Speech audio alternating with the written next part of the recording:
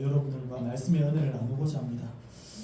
지난 한 주간 동안 어려운 세상 가운데서도 하나님의 말씀대로 살고자 했던 여러분들을 다시 한 번 더 주님의 이름으로 축복합니다. 이 시간 잠시 말씀을 듣기 전에 준비한 영상이 있는데요. 영상을 하나 보고 말씀을 시작하도록 하겠습니다. 준비된 영상 한번 보시겠습니다. 소리 크게 좀 올려주시길 바랍니다. 과학자가 쥐 한 마리를 물속에 떨어뜨렸습니다. 그리고 그 쥐가 15분 만에 포기하는 것을 지켜봤습니다. 그런데 같은 종류의 쥐로 실험을 다시 했을 때 그 쥐는 무려 60시간 동안 계속 헤엄쳤습니다. 달라진 것은 쥐가 아니었습니다. 훨씬 더 강력한 무언가였습니다. 이 이야기는 신화가 아닙니다. 실제로 있었던 일입니다. 1957년 커틀 리히터 박사라는 과학자가 발견한 이 실험은 심리학계에 큰 충격을 남겼습니다. 리히터는 쥐들을 물이 담긴 유리병 안에 넣었습니다. 쥐들은 발버둥 치고 공포에 휩싸였고 15분 안에 물에 빠져 죽었습니다. 그런데 그는 한 가지를 바꿨습니다. 다음 쥐들이 포기하기 직전 그는 쥐들을 물 밖으로 꺼냈습니다. 몸을 말려주고 잠시 쉬게 한 뒤 다시 물속에 넣었습니다. 결과는 믿기 어려웠습니다. 그 쥐들은 더 이상 공포에 질려 날뛰지 않았습니다. 무작정 싸우지도 않았습니다. 무려 60시간 동안 헤엄쳤습니다. 달라진 건 없었습니다. 차이는 단 하나였습니다. 그 쥐들은 한 번 구조된 적이 있었습니다. 그래서 이번에도 다시 구해질 거라고 믿었습니다. 리히터는 이것을 희망의 힘이라고 불렀습니다. 처음 죽은 쥐들은 지쳐서 죽은 것이 아니었습니다. 희망을 잃어서 죽은 것이었습니다. 우리도 마찬가지입니다. 삶은 사람을 고통으로만 무너뜨리지 않습니다. 오히려 사람을 무너뜨리는 건 아무도 오지 않을 거라는 절망적인 상상입니다. 당신이 계속 버티고 있는 한 게임은 아직 끝난 것이 아닙니다. 본 영상은 다크 심리학 2 내용입니다. 한과 네, 영상을 보셨죠? 여러분, 인간이 무엇을 먹고 살아가는 존재일까요? 인간은요, 소망을 먹고 살아가는 존재입니다. 조금 전에 보신 영상과 같이 사람도 희망이라는 힘을 가지고 살아간다는 거예요. 아무리 혹독한 추위가 찾아오고 내 몸이 고달파도 마음에 확실한 소망이 하나만 있다면 인간은 어떠한 어려움 속에서도 너끈히 견디고 이겨낼 수 있다는 겁니다. 내일은 괜찮아질 거야. 이 터널 끝에는 반드시 밝은 빛이 있을 거라는 소망이 인간을 버티게 한다는 것입니다. 최근에 제가 뉴퀴즈라는 프로그램을 보았는데요. 엔비디아의 창업주 잭슨 황이 나왔습니다. 그리고 밸런스 게임을 했는데요. 밸런스 게임이 무엇이냐면요. 선택하기 쉽지 않은 질문을 딱 던져요. A와 B 중에서 반드시 하나를 선택해야 된다면 당신은 무엇을 선택하겠습니까? 라는 질문을 던지게 됩니다. 엔비디아의 창업주인 젠슨 황에게 어떤 질문을 했냐면 질문이 바로 이것입니다. A. 완벽한 예측 능력. B. 강철 같은 회복 탄력성. 무엇을 선택했을까요? 이 사람은요, 이것은 아주 쉬운 질문이다 라고 이야기를 하면서 B를 선택했습니다. 강철 같은 회복 탄력성을 선택했다라는 겁니다. 그 이유가 무엇이냐면 완벽한 예측 능력이란 있을 수도 없고 불가능한 것이고 내가 지금 강철 같은 회복력을 가지고 있다면 어떤 환경이 올지라도 내가 버텨낸다면 반드시 성공할 것이라는 확신이 있기 때문이다 라고 대답을 했습니다. 그는 이렇게 말했어요. 당신이 깨지지만 않는다면 어떤 미래가 오든지 당신은 성공할 겁니다. 성도 여러분, 어떤 상황 속에서도 깨지지 않는 강철 같은 회복 탄력성이 바로 무엇일까요? 저는 하늘 소망이라고 생각합니다. 하늘 소망. 강철 같은 회복 탄력성은요, 바로 하늘 소망입니다. 성도에게 하늘 소망은 희망의 힘이고 강철 같은 회복 탄력성이라는 겁니다. 아무리 어렵고 힘든 상황이 주어질지라도 희망이라는 힘이 있고 그 가운데서도 강철같이 이겨낼 수 있는 회복 탄력성, 하늘 소망만 있다면 어떠한 상황 속에서도 견디고 이겨낼 수가 있다는 거예요. 왜냐하면 아무리 좋은 환경에 있고 물질적으로 풍요로워도 마음속에 하늘 소망이 뚝 끊어지면요, 어떻게 될까요? 생쥐처럼 빠져 죽게 되는 거예요. 힘이 없어서, 능력이 없어서가 아니라 미래에 대한 희망이 없어서 내가 다시금 회복될 거라는 회복에 대한 탄력성이 없기 때문에 살아갈 희망을 잃어버리게 된다는 겁니다. 오늘 우리가 살아가는 이 시대의 특징을 한 단어로 정의한다면 그것은 무엇일까요? 바로 불안입니다. 허경환이 늘 이야기하죠. 불안하네. 불안이라는 거예요. 경제 뉴스를 들어보면 언제나 불안정한 전망이 쏟아집니다. 건강은 나이가 들수록 장담할 수가 없어요. 미국과 이란의 전쟁은요, 끝이 날 것 같지가 않습니다. 며칠 전에는요, 또 미사일을 많이 폭격을 했더라고요. 여러분, 자녀들의 미래를 생각하면 어떻습니까? 어깨가 무거워집니다. 우리가 살아가는 이 세상의 문화는요, 점점 하나님을 대적하고 하나님이 없이 살아가려고 발버둥을 치고 있어요. 하나님이 기뻐하시지 않는 법들이 통과되고 있습니다. 여러분, 사방을 둘러봐도 마음 둘 곳이 없어요. 정말 불안한 세상입니다. 상황이 이렇다 보니 사람들은 저마다 흔들리지 않는 자기만의 안전장치를 갖고자 합니다.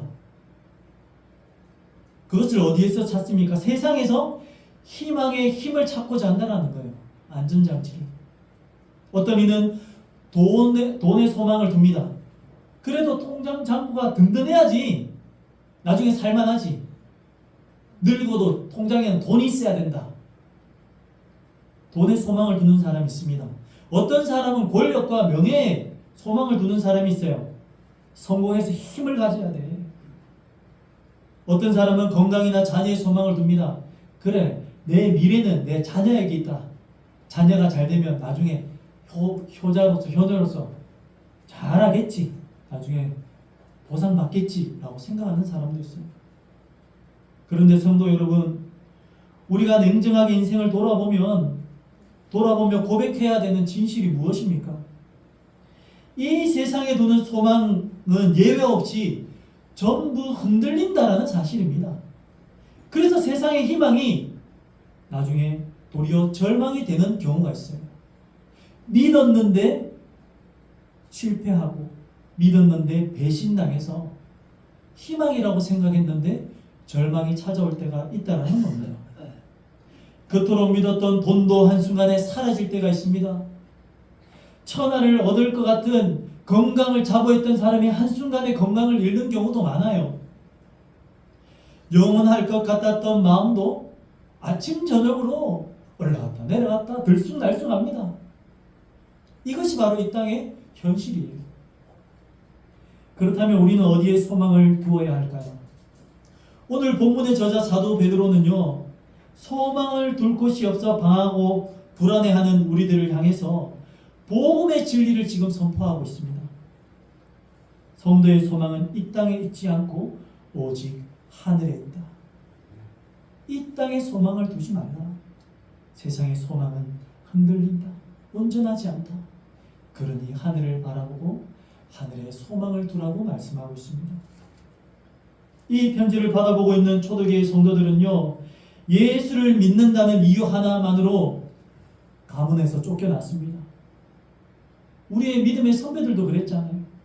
예수 믿는다고 부모님한테 매질을 당하고 집에서 쫓겨났어요. 성경책도 찢어서 버려버리고 밥도 굶기고, 예수 믿는 사람 집에 가정에 시집 간다고 장가 간다고 돈도 10원도 안 주고 빈 털털이로 쫓겨보내서 시집 장가 가신 분도 있다고 들었어요. 오늘 말씀에 나오는 그들도요, 가문에서 쫓겨났습니다. 재산을 압류당하고 목숨의 위협을 받고 사방으로 흩어졌던 그런 나그네들이었어요. 그 비참한 현실 속에 있는 성도들을 향해서 베드로는 땅을 보지 말고 하늘을 바라보라고 말씀하고 있습니다. 땅을 바라보면 아무런 소망이 없는 사람들이었어요. 그러나 그들이 왜 그렇게 할 수 있었습니까? 하늘에 소망을 두었기 때문에 가문에 쫓겨나고 빈털터리가 되고 목숨의 위협을 느끼고 사방으로 흩어졌을지라도 그들은 신앙을 포기하지 않았다는 겁니다. 오늘 이 말씀을 통해서 세상에 썩어질 소망을 내려놓고 하나님께서 주시는 참된 하늘 소망을 마음에 품으시는 저와 여러분들이 되시기를 주님의 이름으로 간절히 축원합니다. 우리가 하늘에 두어야 할 소망은 첫 번째 특징은 하늘 소망은 생명력이 있습니다. 하늘 소망은 생명력이 있다라는 거예요. 오늘 본문 3절의 말씀해 주고 있습니다. 다 함께 오늘 본문 3절 말씀을 한 목소리로 합독하시겠습니다. 시작. 우리 주 예수 그리스도의 아버지 하나님을 찬송하리로다.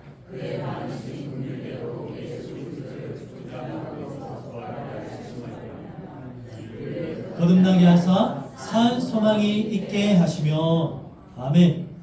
베드로는 소망이라는 단어 앞에 아주 독특하고 강력한 형용사를 사용하고 있습니다. 무엇입니까?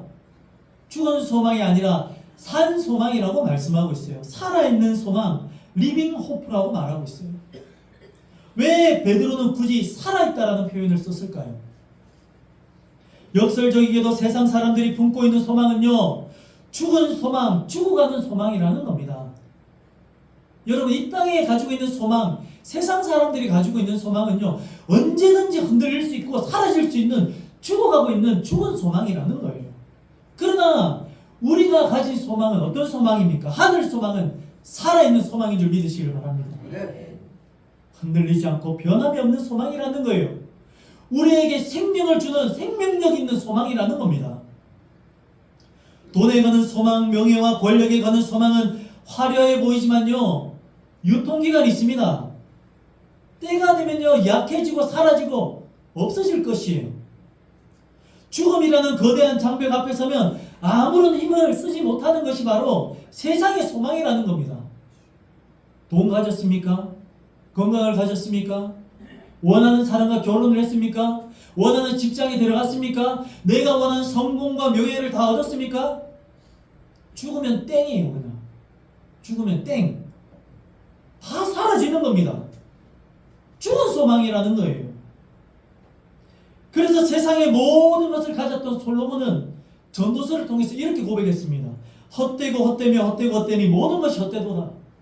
내가 다 가져보니 세상의 소망, 죽은 소망이었다. 허무하다. 라고 고백했다라는 거예요.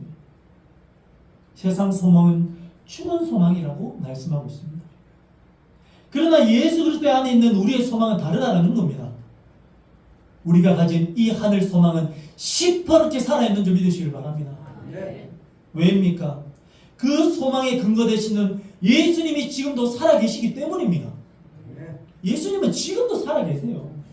그러므로 우리가 가진 소망은 시퍼렇게 살아있다는 거예요. 죽지 않았다는 겁니다. 3절을 다시 보십시오.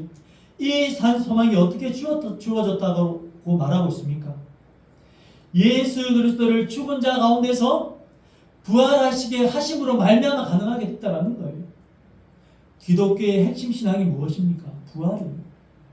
예수 그리스도가 죽으시고 살아나심으로 우리에게도 산 소망이 있다는 겁니다. 세상의 모든 종교 지도자들은요, 화려한 무덤을 남기고 그 속에 죽어서 썩어서 없어졌지만, 우리 구주 예수님은 사망 권세를 이기시고 다시 살아나셨다는 겁니다. 우리가 믿는 예수 그리스도, 그 믿음은요, 산 소망이라는 거예요. 그러므로 그 부활하신 예수님이 지금 우리와 함께 계시기 때문에 그분을 믿는 우리의 소망 또한 절대로 죽지 않는 산 소망이 될 줄 믿습니다. 우리에게는 산 소망이 있다는 겁니다. 사랑하는 성도 여러분, 그러므로 성도의 소망은 눈앞의 환경에 근거하지 않는다는 거예요. 돈이 좀 없어도, 몸에 질병이 있어서, 내가 원하는 대로 삶이 잘 풀려지지 않아도, 세상적인 기준으로 볼 때는 실패했다라고 말할지라도, 아무런 소망이 없어 보일지라도 우리는 여전히 하늘 소망을 가지고 그 소망을 노래할 수 있다는 겁니다. 왜 그렇습니까? 그 소망의 근원 되시는 예수 그리스도가 지금도 살아계시기 때문입니다. 내가 나이가 들어 육신이 사하여도 내 안에 이 소망은 날마다 새로워지게 될 줄 믿습니다. 왜 그렇습니까? 부활의 주님이 내 생명이 되시기 때문입니다. 구약의 예레미야 선지자는요, 조국이 바벨론에게 처참하게 짓밟히고 그리고 성전이 불타버리고 극심한 절망 속에 한복판에 있을 때도 그는 이렇게 고백을 했습니다. 여호와의 인자와 긍휼이 무궁하심으로 우리가 진멸되지 아니함이니이다. 이것들이 아침마다 새로우니 주의 성실하심이 크시도소이다. 아침마다 새롭다라는 거예요. 우리의 상황이 절망적일지라도 우리와 함께 하시는 그분이 성실하심으로, 그분이 우리와 함께 하심으로 우리는 절망하지 않는다. 아침마다 새롭고 늘 새롭습니다. 주님 한 분만으로 만족하고 주님 한 분만으로 소망을 가질 수 있다라고 고백하고 있는 것입니다. 희망의 힘이 바로 주님께 있다라고 고백하고 있는 거예요.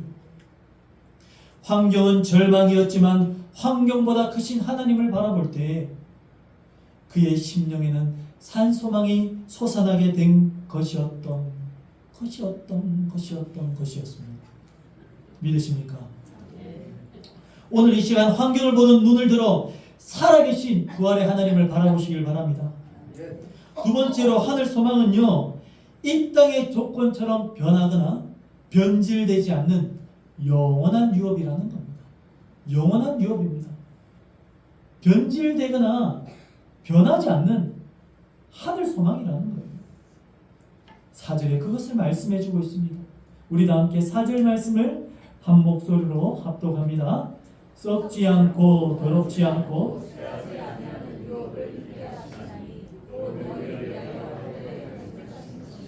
아멘. 우리에게 주실 하늘 소망은요, 영원한 유업입니다. 어떠한 유업일까요? 그 세 가지를, 소망의 실체 세 가지를 말씀해주고 있습니다. 하늘 소망의 실체 첫째, 썩지 않습니다. 이 땅의 모든 것은요, 예외 없이 썩습니다.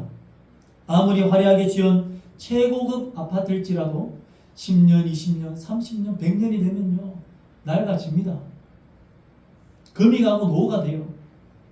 우리가 애지중지하는 돈도 인플레이션이 오면 가치가 뚝뚝 떨어집니다. 거울 속에 비친 우리의 아름다웠던 육신도 세월이 지나면요, 무게 앞에 주름이 지고 늙어갑니다.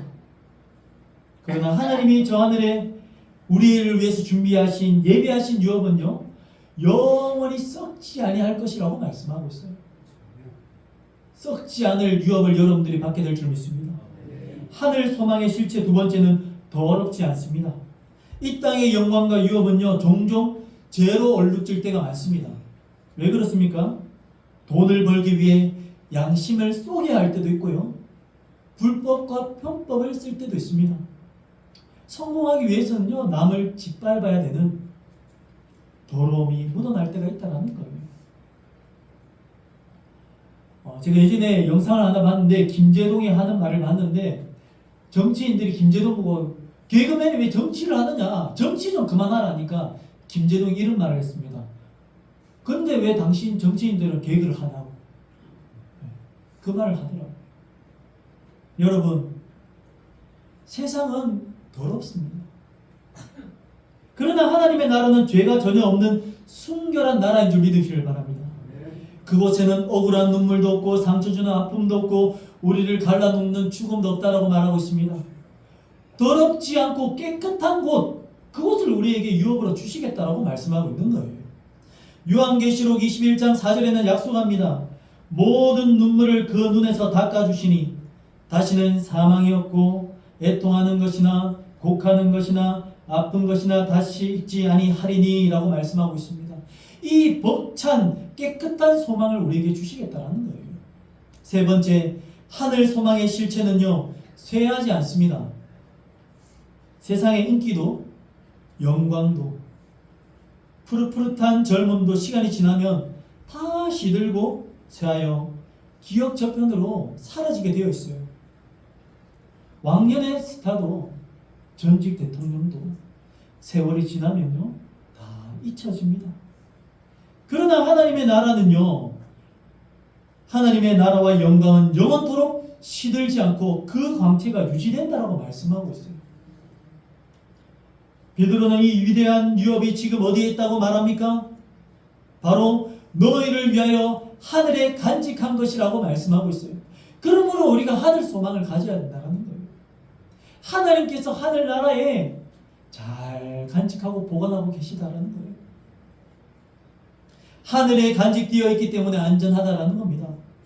이 땅에 있으면 사여지고 더러워지고 사라지게 될 것이지만 하나님과 함께하고 있는 그 하늘나라 유업은요, 언제나 쇠하지도 더러워지지도 변하지도 않는 영원한 유업이라고 말씀하고 있는 겁니다. 땅의 주식 시장이 폭락해도, 전쟁이 일어나도, 국가가 부도가 나도, 부동산 경기가 나빠도 하늘에 보관된 우리의 유업은 단 1%도 손상되지 않는다라는 겁니다. 여러분들이 예수님을 믿는 그 순간부터 하늘나라의 유업이 주어졌는데, 경기가 힘들고 어렵다고 해서 여러분들의 유업이 영향을 받지 않는다라는 거예요. 얼마나 감사합니까?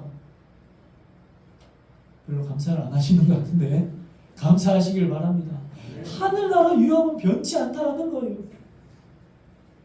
완전하게 보존되어 있고 봉인되어 있다는 겁니다.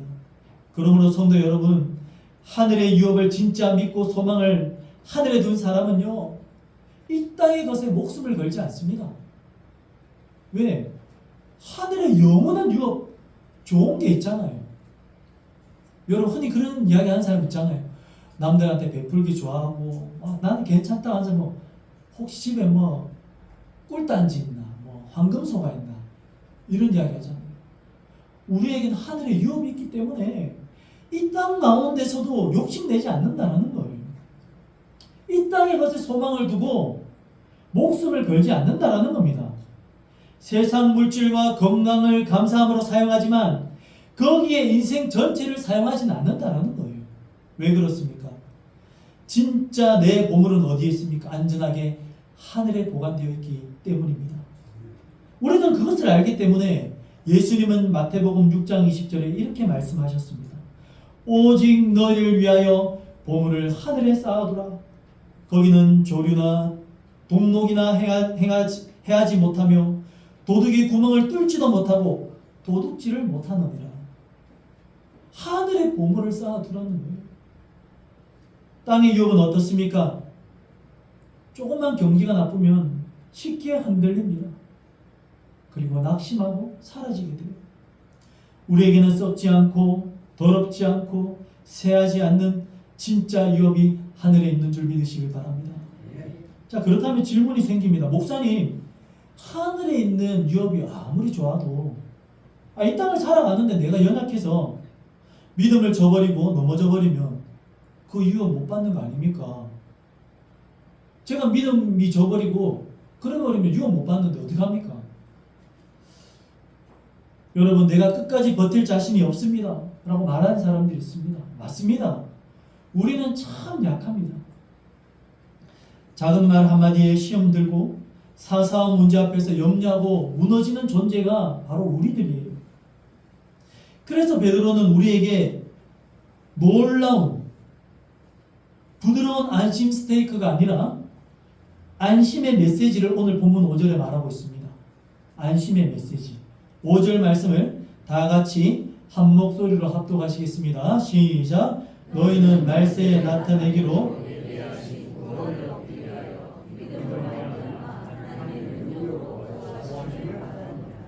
아멘. 우리의 힘으로 보존되는 것이 아니라 하나님의 능력으로 보호해 주시겠다라고 약속하고 있습니다. 여러분, 우리는 하늘의 유업을 받을 자격도 없고 지켜낼 능력이 없습니다. 우리는 연약하기 때문에 쉽게 넘어져요. 그래서 어떻게 하시겠다라고 말씀하고 있습니까? 우리의 믿음을 보시고 하나님의 능력으로 우리를 보호해 주시겠다는 거예요. 그러니 걱정하지 마라. 내가 하늘 유업 잘 간직하고 있다. 너희들 믿음 잃지 않도록 내가 너희들을 견인해 주겠다라고 말씀하고 있는 거예요. 여기서 보호하심을 받았다라는 말은요, 군대 용어입니다. 강력한 대군이 아몬을 지키기 위해서 성벽을 겹겹이 둘러싸고 철통같이 사수하다라는 의미를 가지고 있어요. 그렇게 우리를 지켜주시겠다라는 겁니다. 그 누구도 우리를 상하게 하거나 우리를 흔들리거나 우리를 넘어뜨리지 못하도록 철저하게 성벽을 겹겹이 싸서 둘러싸서 하나님의 천군 천사가 우리를 보호해 주시겠다는 거예요. 누가 우리를 그렇게 지키신다고요? 천지를 창조하신 전능하신 그 능력의 하나님께서 우리를 그렇게 지켜주실 줄 믿습니다. 우리를 그렇게 철통같이 호위하시고 지켜주시겠다라는 겁니다. 사랑하는 성도 여러분, 꼭 기억하십시오. 우리의 구원과 소망은 내 의지와 믿음의 크기에 달려있지 않다라는 겁니다.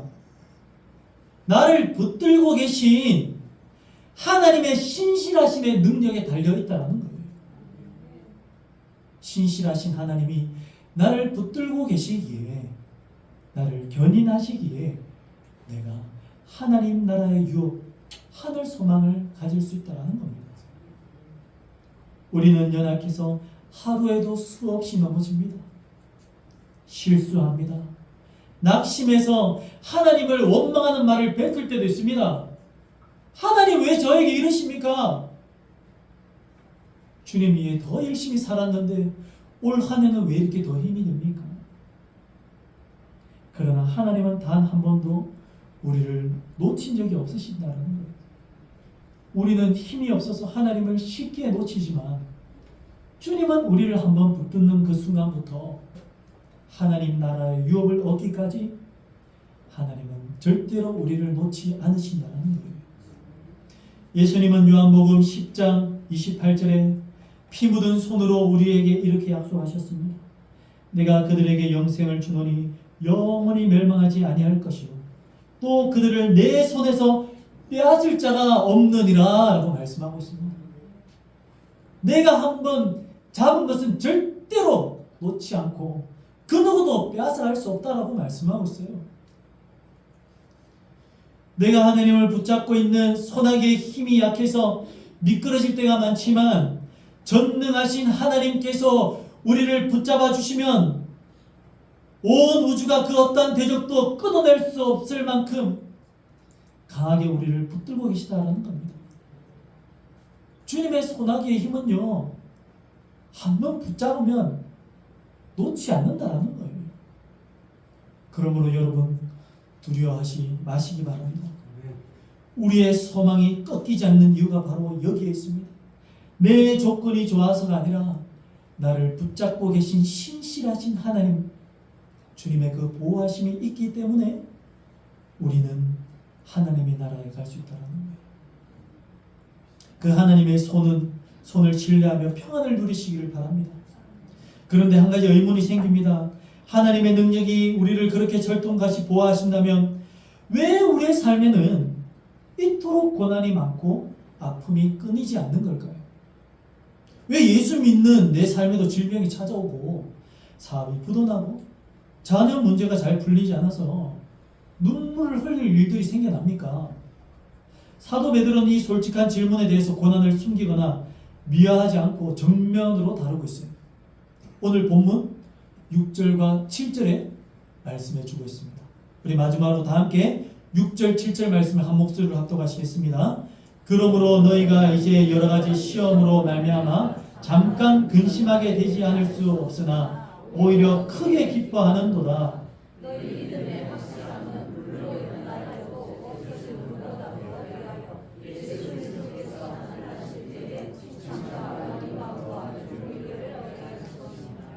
아멘. 베드로는 성도들에게 시험이 없다고 거짓말하지 않습니다. 여러 가지 시험이 반드시 있다. 그리고 그 시험 때문에 잠깐은 근심하게 되는 일이 일어날 것이다 라고 인정하고 있어요. 무슨 말입니까? 성도도 시험 들고 아픕니다. 성도도 부도 날 수 있어요. 성도도 배신당해서 눈물 흘릴 수 있다라는 거예요. 그런데 어떤 차이가 있을까요? 그러나 성도에게 닥치는 시험은 세상 사람들의 고난과 근본적인 차이가 있습니다. 세상의 고난은 사람을 파멸로 몰고 가지만 성도의 고난에는 하나님의 위대한 계획과 목적이 있다라는 겁니다. 베드로는 고난을 금을 정련하는 용광로의 불에 비유하고 있어요. 여러분, 순도 100%의 정금을 만들기 위해서는 어떻게 해야 됩니까? 반드시 뜨거운 불 속에 집어넣어야 됩니다. 그러면 불이 금을 망가뜨리기 위해서 존재하는 것입니까? 아닙니다. 금속에 섞여 있는 불필요한 불순물을 태워버리고 진짜 맑은 금만 남기기 위함이라는 거예요. 불 속에 들어가는 거 괴롭죠. 최근에 영상을 하나 봤는데 슬리피라는 래퍼가 있는데 노래 부르는 가수인데요. 랩을 하는 가수인데 결혼을 하고 이제 아이가 있다 보니까 자기의 온몸에 했던 문신들이 아이들 보기에 좋지 않다고 생각해서 문신을 제거하기 위해서 갔습니다. 그래서 레이저로 그 손가락에 있는 이제 문신, 몸에 문신이 엄청 많더라고요. 그 뭐 노래 부르고 랩하는 사람들 보면 괜히 허세가 있어가지고 막 이렇게 해서 하면서 몸에 막 그림을 그리잖아요. 그래서 그걸 결혼하고 보니까 자기 자녀들한테 아버지 이런 모습이 교육상으로 좋지 못해서 내가 문신을 지워야 되겠다 생각해서 일단 손가락 위에 있는 문신부터 지운다고 마취제를 바르고 레이저로 막 찢었는데 괴로워서 소리를 막 지르는 거예요. 불러서 막 레이저로 다 찢는 거예요. 그러면서 살면서 이렇게 아프기는 내가 살면서 첫 번째 아니면 두 번째라고. 그렇게 아프대요. 그런데 그 문신이 연해지고 없어지는 걸 보면서 내가 잘했다고 생각하면서 어떻게 견딜 수 있었냐면 자기의 자녀들을 생각하면서 견뎠다는 겁니다. 여러분, 불은요 우리의 불필요하고 불순한 것을 태워버리는데 불이 필요하다는 거예요. 그것을 다 태워버려야 깨끗해질 수가 있는 겁니다. 하나님이 때때로 우리 삶의 고난의 불을 허락하신 이유가 바로 여기에 있다는 겁니다. 우리 안에 껴있는 교만의 불순물을 제거하기 위함입니다. 하나님보다 더 사랑했던 우상 숭배의 찌꺼기를 다 태워버리시기 위해서 때로는 우리가 견디기 힘들고 고통스러워하고 몸부림칠지라도 그렇게 하지 않으면 그 불순물들이 태워지지 않으니까 때로는 개개인에게 때로는 교회 가운데 그런 불을 주실 때가 있다는 거예요. 그래서 이 땅에 가짜 소망을 다 태우시고 오직 살아계신 하나님만 바라보는 순도 100%의 진짜 믿음을 가질 수 있게 주님께서 불로 연단하시는 줄 믿으시길 바랍니다. 우리 교회도 지금 그런 가운데 있는 것 같아요. 개개인과 교회 가운데에 하나님께서 순도 100%의 진짜 믿음을 가지고 좋은 교회다라고 지금 하나님께서 불로써 고난을 주고 있는 것 같습니다. 그래서 야고보 선지자는 1장 2절에 이렇게 선포합니다. 내 형제들아 너희가 여러 가지 시험을 당하거든 온전히 기뻐하라. 너희를 연단하여 더욱더 정금과 같이 순도 100%의 성도로 만들기 위해서 지금 주님께서 연단하고 있는 것이란다. 조금만 견디면 그 더러운 것들이 다 제거되고 깨끗하고 순결하고 거룩한 하나님의 성도의 모습을 가지게 될 것이다 라고 말씀하고 있습니다. 그러니 기뻐하라는 거예요. 시험이 지나간 끝자락에 불순물이 다 빠진 찬란한 정금과 같이 우리의 믿음이 탄생하게 될 것이라는 것을 말씀해 주고 있습니다. 여러분, 고난은 우리의 소망을 무너뜨리는 괴물이 아닙니다. 도리어 우리를 하늘 소망을 더 선명하게 빚어내시는 하나님의 손길인 줄 믿으시길 바랍니다. 고난은 바로 하나님의 손길이에요. 하늘 소망을 가지고 순도 100%의 신앙인으로 만들기 위한 하나님의 연단이라는 겁니다. 이제 말씀을 맺고자 합니다. 사랑하는 성도 여러분, 우리의 소망은 죽은 소망이 아니라 부활하신 주님이 보증하시는 살아있는 소망입니다. 우리의 소망은 이 땅에서 변질되는 것이 아니라 저 하늘에서 안전하게 간직된 소망입니다. 우리의 소망은 내 열심이 아니라 하나님의 철통 같은 능력으로 보호받는 소망이며 고난의 불을 통과할 때 더욱 찬란하게 빛나는 정금과 같은 소망입니다. 그렇다면 이 위대한 하늘 소망을 마음에 품은 유한한 존재인 우리는 하늘 소망을 가지고 내일부터 어떻게 살아가야 될까요? 첫째, 하늘 소망을 품은 우리는 어떠한 상황 속에서도 낙심하지 않아야 됩니다.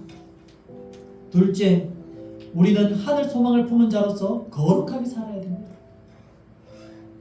셋째, 현재의 삶 속에서 감사해야 됩니다. 넷째, 하늘 소망을 품은 우리는 끝까지 인내해야 합니다. 사방이 우겨쌈을 당해 답답하십니까? 하늘을 바라보십시오. 부활하신 예수님을 바라보십시오. 우리를 위해 완벽하게 예비된 영원한 하늘 소망, 하늘의 유업을 바라보십시오.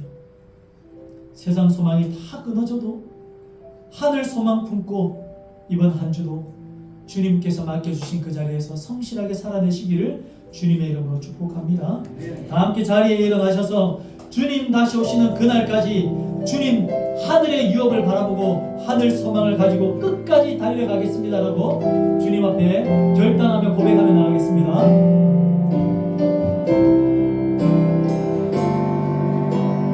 주님 다시 오실 때까지 나는 이 길을 가리라.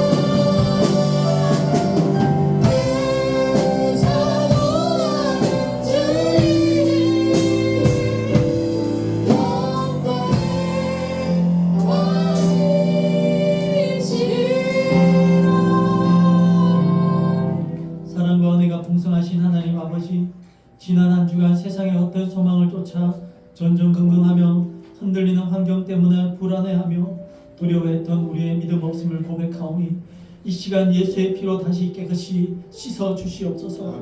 오늘 말씀과 같이 세상에 죽은 소망이 아니라 예수 그리스도의 부활로 말미암는 산 소망을 우리에게 가득 채워 주시옵소서. 우리의 삶에 여러 가지 시험과 예기치 못한 고난이 찾아와 잠깐 근심하게 될 때가 있지만 그 고난은 불순물을 통과하여 우리의 믿음이 금보다 귀한 정금으로 빚어질 것을 믿고 바라보게 하여 주시옵소서. 썩지 않고 더럽지 않고 쇠하지 않는 하늘의 유업이 나를 위하여 하늘 창고에 안전하게 간직되어 있음을 확신하게 하여 주시고 내 연약한 손으로 주님을 붙드는 것이 아니라 전능하신 하나님의 손으로 나를 붙드시고 철통 같은 보호하심으로 우리를 보호하고 계심을 믿게 하여 주시옵소서. 이제 다시 한 주간 세상으로 나갑니다. 낙심하지 않게 하여 주시고 천국 시민답게 거룩하게 살게 하여 주시고 장차받을 하늘의 소망을 바라보며 현재의 삶 가운데서 고난을 이겨내고 감사하며 하나님 앞에 영광 돌리는 한 주간이 될 수 있도록 도와주시옵소서. 마지막 때에 주님의 나라에 들어갔을 때 착하고 충성된 종이라고 칭찬받을 수 있는 우리 비전교회 모든 성도들이 될 수 있도록 도와주시옵소서. 감사드리며 예수님의 이름으로 기도드리옵나이다. 아멘. 이제는 우리를